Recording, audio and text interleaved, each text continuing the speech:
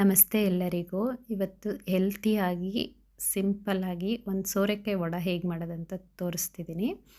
ತುಂಬ ಈಸಿ. ಸೋರೆಕಾಯಿ ತುರಿದಿರೋ ಅಂಥ ಸೋರೆಕಾಯಿನ ಹಾಕ್ಕೊಳ್ಳಿ.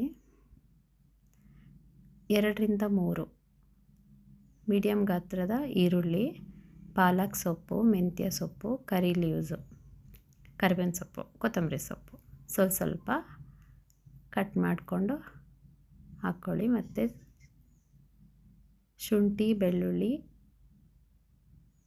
ಮೆಣಸಿನ್ಕಾಯಿ, ಸ್ವಲ್ಪ ಅರಿಶಿನ,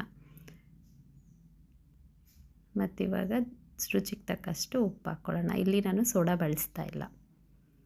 ಜೀರಿಗೆ ಪೌಡರು, ಹುರಿದು ಪುಡಿ ಮಾಡ್ಕೊಂಡಿರೋಂಥ ಜೀರಿಗೆ ಪೌಡರ್ ಯೂಸ್ ಮಾಡ್ತಿದ್ದೀನಿ. ಅಜ್ವೈನು ಒಂದು ಸ್ವಲ್ಪ ಕುಟ್ಟೆ ಹಾಕ್ಕೊಂಡಿದ್ದೀನಿ. ಇದರಿಂದ ಫ್ಲೇವರ್ ಚೆನ್ನಾಗಿ ಬರುತ್ತೆ. ಕುಟ್ಟು ಹಾಕ್ಕೊಳ್ಳಿ.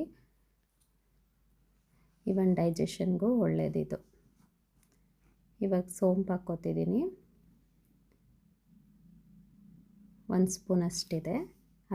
ಅರ್ಧ ಬೌಲಷ್ಟು ರೈಸ್ ಫ್ಲೋರು.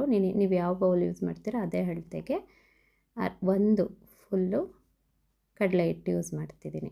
ಸೋರೆಕಾಯಿಯ ನೀರು ಬಿಡೋದ್ರಿಂದ ನಾನಿಲ್ಲಿ ನೀರು ಯೂಸ್ ಮಾಡಿಲ್ಲ.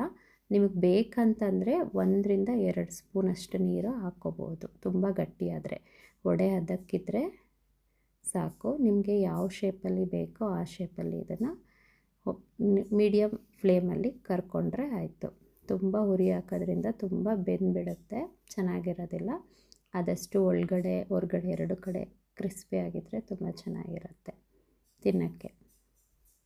ನಮ್ಮ ಮನೇಲಿ ಇದು ಸಂಡೇ ಸ್ಪೆಷಲ್ ಆಗಿತ್ತು. ನಿಮ್ಮ ಮನೇಲಿ ಏನು ಸ್ಪೆಷಲ್ ಅಂತ ಕಮೆಂಟ್ ಮಾಡಿ ತಿಳಿಸಿ. Thank you.